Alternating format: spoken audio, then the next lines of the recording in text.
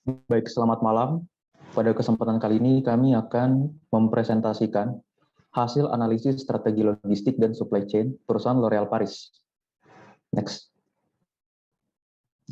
Berikut anggota kami yang terdiri dari Arif Firawan, Benhard Siadari, Brian Roam, Muhammad Ali Furqon, Muhammad Arif Fandi Wirman, saya sendiri, dan Rizky Zaidan. Next. Perusahaan L'Oréal Paris merupakan perusahaan yang bergerak di bidang kecantikan internasional yang mengkombinasikan teknologi terbaru dengan kualitas tinggi. Produk ini memiliki pelanggan setia di lebih dari 130 negara di dunia.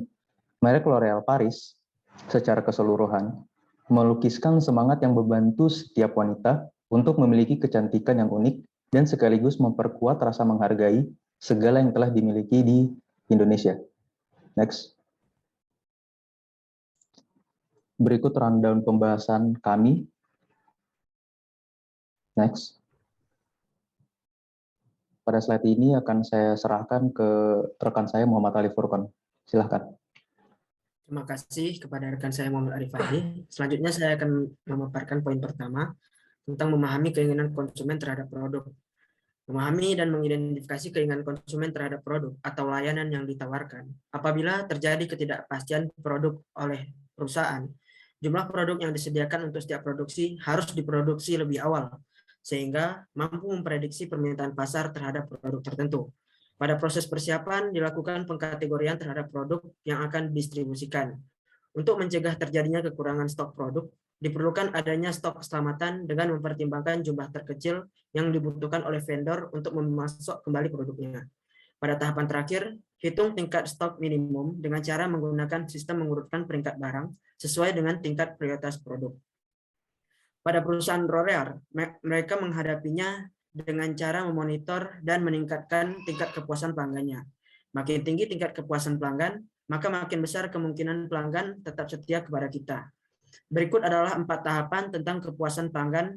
Yang pertama itu, perusahaan mendapatkan pelanggan baru akan menghabiskan 5% hingga 10% lebih banyak daripada biaya yang dikeluarkan untuk memuaskan dan mempertahankan pelanggan yang sudah ada. Pada tahap kedua, rata-rata perusahaan kehilangan 10-30% dari pelanggannya setiap tahunnya. Pada tahapan ketiga, pengurangan sebesar 5% dalam tingkat kesalahan yang dilakukan kepada pelanggan akan meningkatkan pendapatan sebesar 25% sampai 85%. Pada tahapan akhir, tingkat pendapatan dari pelanggan cenderung meningkat apabila pelanggan itu tetap dipertahankan perusahaan. L'Oréal Paris memiliki komitmen yang tinggi dalam teknologi, penelitian, maupun inovasi. Mereka menyediakan produk-produk berkualitas bagi perempuan, laki-laki, dan anak-anak dari segala usia dan etnis. Perusahaan ini mampu menarik perhatian pelanggan karena memiliki fasilitas pelayanan yang sangat baik. Hal ini didukung dengan petugasnya memiliki keterampilan dan keahlian serta dididik untuk dapat dengan sabar mendengarkan dan mengatasi permasalahan yang dihadapi oleh pelanggan.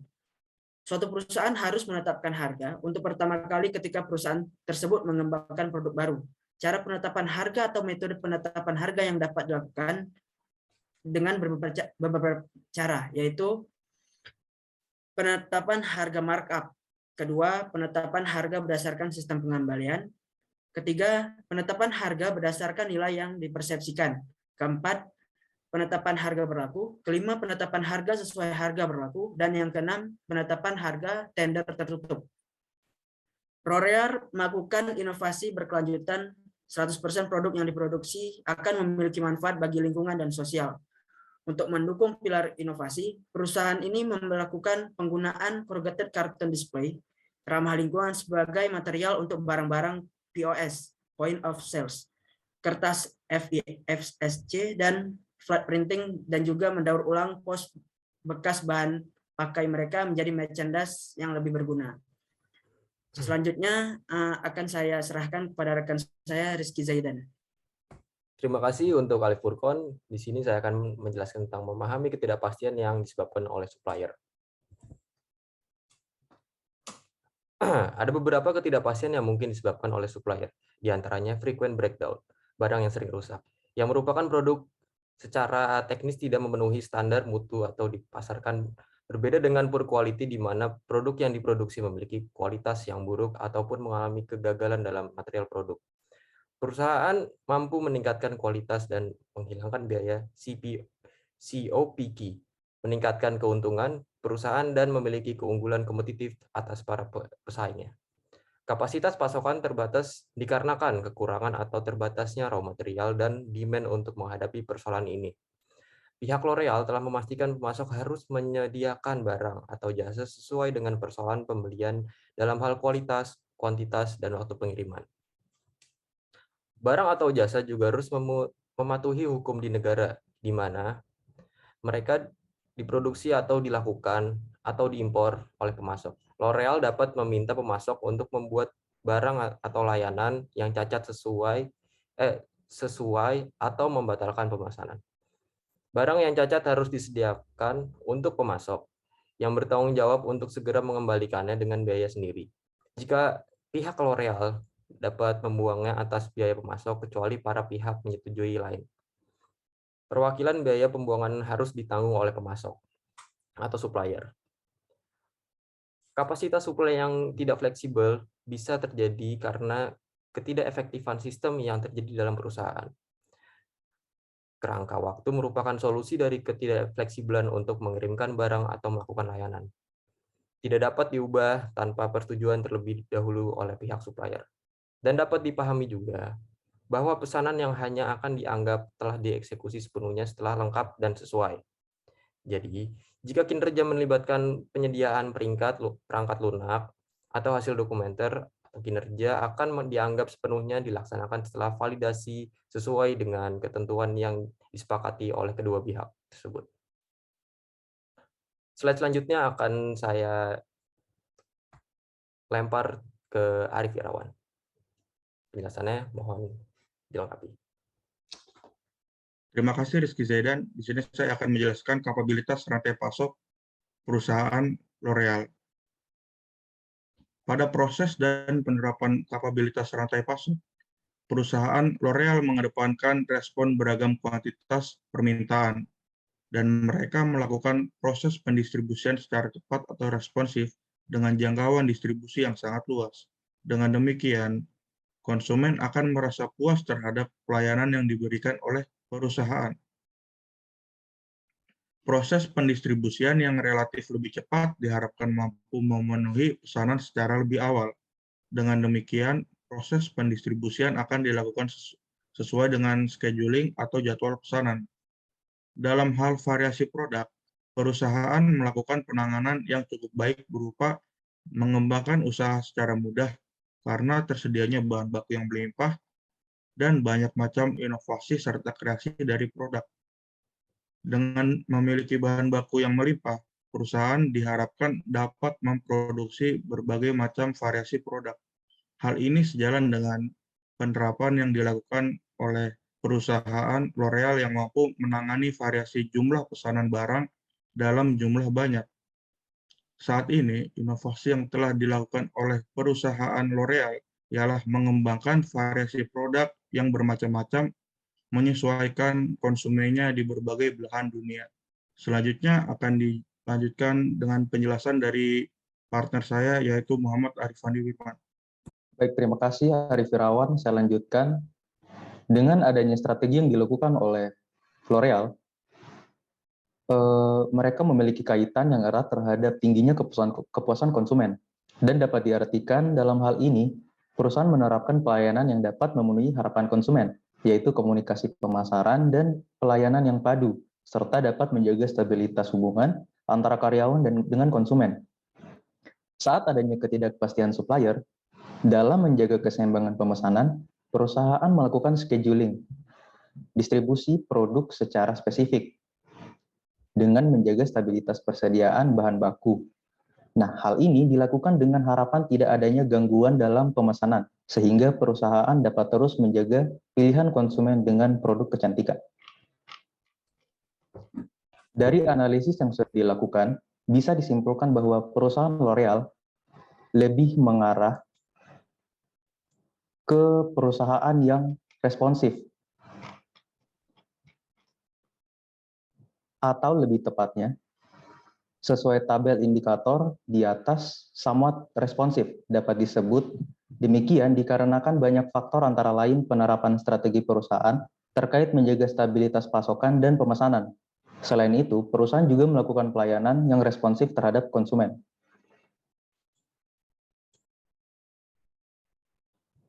Oke, next. Baik, pada slide ini akan saya serahkan kembali ke rekan saya Arif Irawan. Silahkan. Terima kasih Arif Fandi Wirman. Pada poin ini saya akan menjelaskan struktur rantai pasok perusahaan L'Oreal. Next. Pada gambar yang dapat dilihat, terdapat struktur rantai pasok pada perusahaan L'Oreal. Perusahaan pihak penyedia bahan baku mentah akan mengirimkan ke perusahaan L'Oreal dengan mempertimbangkan bahan baku yang 80% mudah terurai secara hayati. Selanjutnya, pihak manufaktur akan mengolah raw material menjadi barang yang siap disalurkan kepada distributor. Kemudian, pihak retailer yang bekerja sama dengan distributor akan memasarkan produk ke customer. Next. Dalam hal ini, pihak L'Oreal telah menerapkan konsep green science dalam industri kecantikan.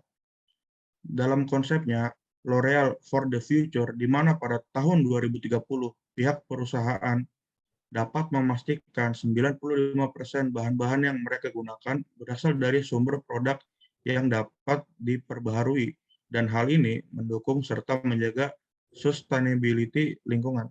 Next.